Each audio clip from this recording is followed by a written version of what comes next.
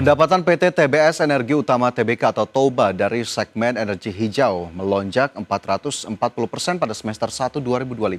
Lonjakan ini menjadi sinyal keberhasilan transformasi bisnis dari batubara menuju perusahaan berbasis keberlanjutan.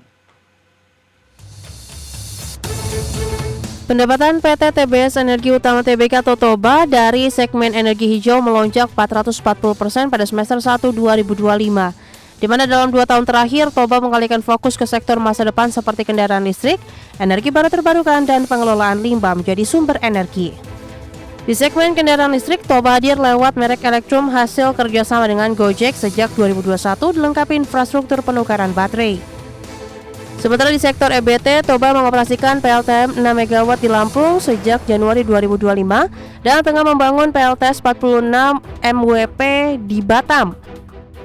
Untuk limbah, TOBA mengakuisisi Ames, Ara Environmental, serta Semcorp Environment pada 2023 hingga 2025, memperluas jangkauan ke 15 provinsi dan pasar Singapura. Dari sisi pendapatan pengelolaan limbah TOBA naik 831% year on year menjadi 59,6 juta dolar Amerika, sementara penjualan dan sewa kendaraan listrik tumbuh 13% menjadi 3,4 juta US dollar. Namun secara total pendapatan konsolidasi turun 31% year on year menjadi 172,2 juta US dollar akibat harga batu bara melemah. TOBA juga membukukan rugi 115,3 juta US dollar karena efek akuntansi divestasi 2 PLTU senilai 403 juta US dollar. Adapun analis menilai TOBA siap menjadi pemain utama nasional dan regional di pengelolaan limbah. Berbagai sumber, IDEX Channel. Unilever Indonesia mencetak kinerja mengecewakan di paruh pertama 2025 dengan penjualan yang melemah dan laba menyempit akibat tekanan volume dan margin. Persaingan sengit dari merek lokal dan efek boikot produk membuat perusahaan terdorong melakukan aksi korporasi strategis seperti buyback saham dan perbaikan distribusi untuk memulihkan kinerja. PT Unilever Indonesia Tbk, emiten berkode saham UNVR, mencatat penjualan bersih sebesar 18,21 triliun rupiah sepanjang semester pertama tahun 2025. Turun sekitar 4,4% dibandingkan periode yang sama tahun lalu. Penurunan ini mencerminkan pertumbuhan yang tertinggal dari rata-rata industri barang konsumsi cepat yang tumbuh antara 3 hingga 5%. Kinerja kuartal kedua juga mengalami tekanan signifikan dengan penurunan volume penjualan sebesar 6,1% dan laba operasional menyempit hingga laba kuartalan turun 26%. Secara keseluruhan, laba semester 1 2025 hanya mencapai 918 miliar rupiah di kuartal kedua dan 2,2 triliun rupiah sepanjang periode 6 bulan. Persaingan dari merek global yang semakin kuat ditambah aksi boikot terhadap produk global seperti Unilever dampaknya masih terasa kuat akibat sentimen geopolitik di Indonesia selama 2024 dan 2025. Unilever Indonesia merencanakan pembelian kembali saham senilai 2 triliun rupiah antara Juli hingga Oktober 2025 sebagai upaya mendukung sentimen pasar. Selain itu, perusahaan telah melakukan perubahan distribusi, branding, dan penyesuaian harga untuk mengembalikan pangsa pasar serta margin laba dalam 6 bulan mendatang. Tim Liputan, IDEX Channel. Mr. DIY Indonesia mencetak pendapatan semester 1 tahun 2025 sebesar 3,7 triliun rupiah, naik 16,5% year on year, namun laba bersih turun 5% menjadi 507,4 miliar rupiah karena biaya strategis ekspansi. Penurunan laba bersih terjadi akibat sejumlah inisiatif ekspansi yang menyerap biaya strategis jangka panjang.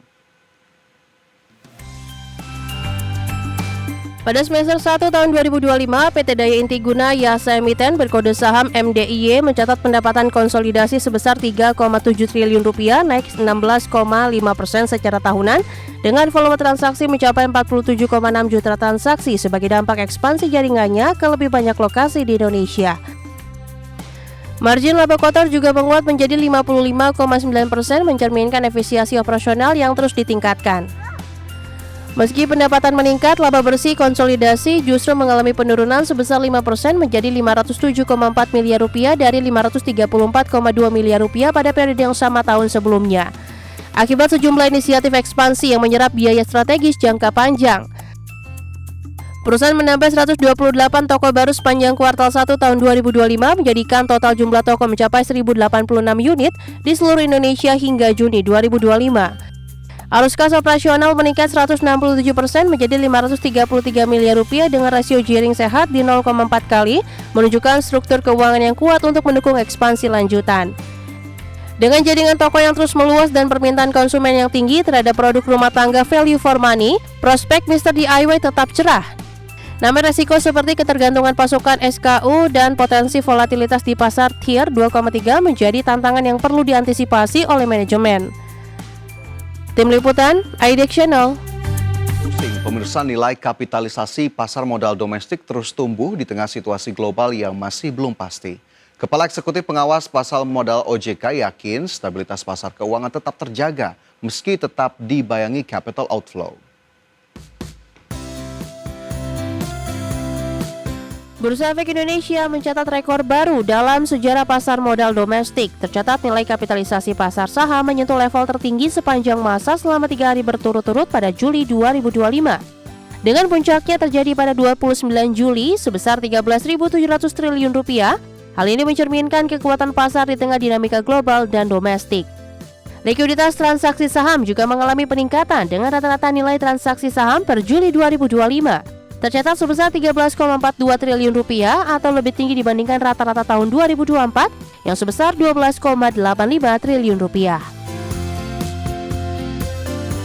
Meski pasar mencatatkan sejumlah pendapatan positif, investor asing tetap melakukan aksi jual. Sepanjang Juli 2025, investor non-residence mencatatkan net sales sebesar 8,34 triliun rupiah, sehingga total dana asing yang keluar dari pasar saham sejak awal tahun mencapai 61,91 triliun rupiah. Anggota Dewan Komisioner OJK Pengawas Pasar Modal Irnarno Jayadi menyebut, keluarnya dana asing merupakan bagian dari strategi yang dilakukan portofolio global. Di pasar surat berharga negara atau SBN, kita justru masih mencatatkan aliran capital inflow dari investor asing. Ya, dan tentunya ini mengindikasikan bahwa kepercayaan terhadap fundamental ekonomi Indonesia masih tetap terjaga. Tercatat indeks harga saham gabungan ditutup menguat 5,71% sepanjang Juli ke level 7.484. Selain itu, kinerja pasar modal hingga Juli 2025 berhasil mengumpulkan total dana mencapai 144,78 triliun atau naik 11,64% secara tahunan. Dari Jakarta, Rajo Patmo, IDX Channel. Selanjutnya dari indeks harga saham gabungan, pemirsa, terpantau hingga penutupan perdagangan di sesi pertama Selasa, IHSG rebound dengan mencatatkan kenaikan hampir 1% setelah melemah ataupun terkoreksi pada perdagangan Senin 0,9%. Adapun pada perdagangan di sesi pertama, pada perdagangan Selasa IHSG menguat 0,96% ke level 7.536. Adapun jika kita lihat dalam satu pekan terakhir IHSG terpantau masih terkoreksi 1,07%. Adapun dalam satu bulan terakhir indeks menguat 9,21%. Sementara itu jika kita lihat dari sisi nilai transaksi pada perdagangan di sesi pertama, investor mencatatkan 10,24 triliun rupiah di pasar saham. 301 saham menguat, 331 saham lainnya melemah dan 324 saham bergerak stagnan. Penguatan dari indeks harga saham gabungan ditopang oleh sejumlah saham-saham big caps dan untuk lebih lengkap kita cermati dari saham-saham yang masuk dalam kategori top gainers pada perdagangan di sesi pertama pada perdagangan Selasa. Dari saham-saham yang masuk top gainers, pemirsa, di antaranya ada saham seperti CDIA yang naik 5,59%, kemudian BMRI menyusul dengan kenaikan 2,6% ke 4.740. Sementara itu saham pendatang baru ada Koin di sana naik 23% ke level Rp1.230 dan juga ada saham BBCA naik 2,1% ke level 8.450. Sementara saham-saham yang bergerak terkoreksi pada pergerakan ataupun perdagangan di sesi pertama ada BRPT turun 2,72% ke 2.500, Mina turun lebih dari 4%, PTRO terkoreksi 1,65% ke 3.570, begitu pula saham Toba yang turun 3,11% ke Rp1.090. Dari sisi sektoral ada konsumsi non-primer naik 1,67%, infrastruktur menguat 1,47%, industri melemah 0,61%, kesehatan terkoreksi tipis 0,06%.